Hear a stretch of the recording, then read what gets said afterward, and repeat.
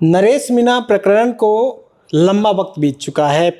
जब उपचुनाव हुए तो देवली उनियारे से नरेश मीणा ने निर्दलीय के तौर पर चुनाव लड़ा और उसके बाद से जो प्रकरण हुआ आप सबको याद है।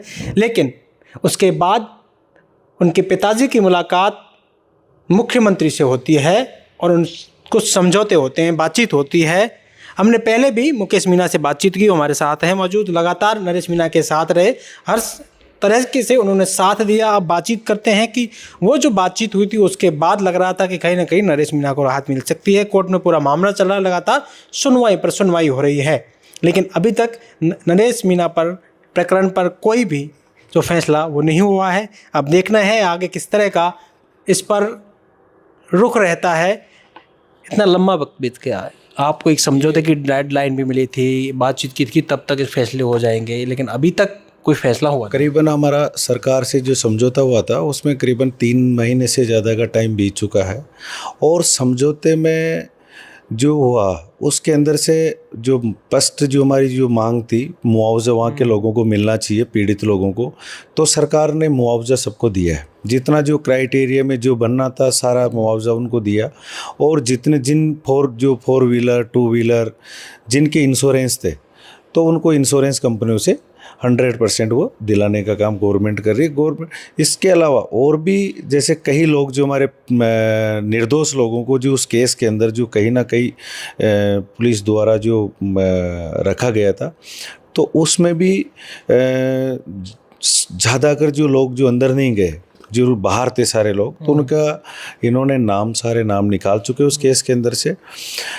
बाकी ये यहाँ तक तो ठीक है कि सरकार का यहाँ तक तो कहीं ना कहीं सब ठीक रहा है, रुक रहा। बाकी आगे इसके अलावा जो मेन भाई साहब को छूटने वाली जो बात थी, तो आज जिस तरह से कानून में और जुडिशल में मैं मानता हूँ न्यायपालिका में कभी क्वेश्चन खड़ा नहीं करना चाहिए। और बाकी अब ऐसा लग रहा है कि पर्सन चिन्ह लगता दिख रहा है कि जिस तरह से तारीख में तारीख आप देखते हो और आप लोगों से कोई चीज़ छुपी हुई नहीं है कि आज कहीं मर्डर, कई ऐसे जो आपराधिक जो मामले थे उनके अंदर भी मैंने देखा है कि 2-2 महीने के अंदर वो जो मुलजिम है बाहर घूमते नजर आए। और आज उभरता हुआ एक सितारा है, युवा है। आज जिस तरह से मैं मानता हूँ कि कहीं ना कहीं उनकी राजनीति को ख़त्म करने का वो जो बड़े लोग हैं, बड़े राजनेता हैं, वो उस राजनीति का कहीं ना कहीं उनको डर सता रहा है, इसलिए उसको बाहर नहीं आने दे रहा। और अंदर के अंदर आज देखो, आपको मैं बता दूं कि जितने भी मुकदमे लगे भाई साहब के ऊपर, जितने भी मुकदमे लगे, मैंने पहले भी बोला ये सारे मुकदमे कहीं ना कहीं खुद के पर्सनल व्यक्तिगत कोई मुकदमा था नहीं, सारे जनहित के अंदर सारे लोगों की, चाहे किसान हो चाहे युवा छात्र राजनीति के हो, तो कहीं ना कहीं सामाजिक जो उन्होंने मुद्दे उठाए उनके ऊपर मुकदमे लगे और उनमें कहीं ना कहीं उनको रिलीफ भी मिले। बाकी जो 2 मुकदमे जो समझौता प्रकरण के थे, ये भी एक जायज़ मांग थी वहाँ से लोगों को, जो करीबन उनियारा 20 किलोमीटर था और देवली करीबन 100 किलोमीटर के समथिंग पड़ती थी, तो इधर से इधर जोड़ने की मांग को लेके आंदोलन किया गया था और उसी का उनको आज 6 महीने से ज़्यादा हो गया। मैं मानता हूँ कहीं ना कहीं मुख्यमंत्री जी से जो बात हुई, उनके पिताजी की बात हुई थी, आप उस वक्त थे, क्या बातें, जब बातें वही बातें पूरी हो गई, सिर्फ एक नरेश मीणा के जो कोर्ट में मामला चल रहा उसके बाद? हाँ, मैं ये आपको बताना चाहूँगा कि उसमें भी हमारे जो केस विड्रॉल होने वाला था, तो केस विड्रॉल चार्ज बेस उसके बाद में संपूर्ण कोर्ट में आने के बाद ही गवर्नमेंट एक प्रक्रिया है, उस प्रक्रिया के अधीन सारे केस विड्रॉल करेगी। तो चलो वहाँ तक तो ठीक है, मैं आपको बता चुका हूँ कि जो निर्दोष लोग थे उनके वो नाम निकाल चुके हैं और जो लोग गिरफ्तार हो चुके थे उनके केस वापस सरेंडर करने की बात थी, तो वो चलो अभी उस चरम सीमा तक मामला नहीं पहुंचा तो वो विड्रॉल कर लेंगे, उस वहाँ भी हम मान लेते हैं। एक जो मुआवजा जो देने वाली जो प्रक्रिया थी, उस प्रक्रिया में भी कहीं ना कहीं उनको सारा मुआवजा जो क्राइटेरिया में थी वो दे चुके। कुछ लोग हमारे जो उनको मिलना चाहिए था, उनके किस कारणवश नाम छूट गए। करीबन 4-5 लोग हमारे जिनको मुआवजा मिलना चाहिए वो नहीं मिल पाया, वो शायद नाम छूट गए। वो उसकी हम लोगों ने एसडीएम साहब से भी बात की है, उनके कागज़ भी मैंने भेजे हैं उनको, तो वो शायद मिल सकता है, और नहीं तो उसके पीछे हम लोग वापस लगेंगे।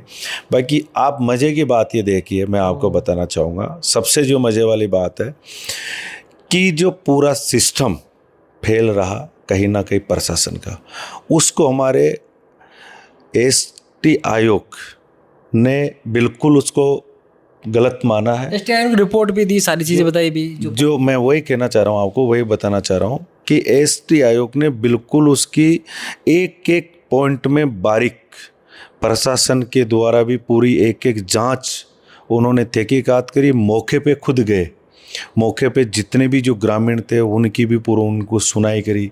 सुनने के बावजूद जब उन्होंने बिल्कुल 30 पेजों की एक पूरी बना के और रिपोर्ट पेश करी राजस्थान सरकार को, और बिल्कुल उसमें जो एसडीएम साहब थे उनको बिल्कुल उनको गलत ठहराया गया कि ये सरासर इसमें जितनी भी जो गलती हुई है सारी एसडीएम की तरफ से हुई है, उनको पूरा दोषी माना गया। अब ये बताइए मुझे कि दोषी बाहर है और निर्दोष अब अंदर है।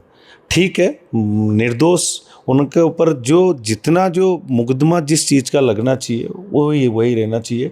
अब एक थप्पड़ में आप 307 जैसी धाराएं लगा रहे हो जो धारा बनती नहीं है।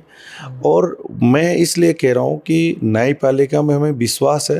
बाकी पिछली सुनाई में मैं खुद अंदर था, हमारे वकील साहब के साथ में फतेहराम जी हमारे वो बहस कर रहे थे। बाहर जब नरेश मीणा आए थे तो उन्होंने भी कुछ कहा था कि ये पूरा सिस्टम इस तरह से है, ये है। वो देखो मैं आपको बताऊं, जब आदमी अंदर रहता है और जब आदमी को एक उम्मीद थी कि बिल्कुल न्यायपालिका में जब विश्वास रहता है कि 100% न्यायपालिका हमारे पक्ष में ही काम करेगी, तो विश्वास था जब तक उन्होंने कुछ कहा नहीं। पर जब सिस्टम ही बिल्कुल ही गलत चला गया कि जो धारा बनती नहीं है, भाई 307 कैसे मान सकते हो आप? जब 307 एक रेपट किसी के दे रहे हो, उसमें क्या 307 की धारा लग सकती है क्या? बताइए मुझे। खुद मजिस्ट्रेट साहब से ये चीज़ वकील साहब की उनकी जब बहस हुई तो खुद उन्होंने भी कहा कि बनती तो नहीं है। फिर 7 दिन बाद में फिर जब दूसरी तारीख मिलती है उसमें 307 बन जाती है और वो हटा ही नहीं रहे, तो फिर सिस्टम कहीं ना कहीं तो फिर ये डाउटफुल इसलिए जाता है कि किसी ना किसी का प्रेशर है या किसी ना किसी राजनीति का बड़े षड्यंत्र चल रहा है इसके अंदर। तो फिर वो सामने वाला फिर उन्होंने सही कहा कि सिस्टम पूरा ही फेल है, नीचे से लेके ऊपर तक का पूरा सिस्टम फेल है।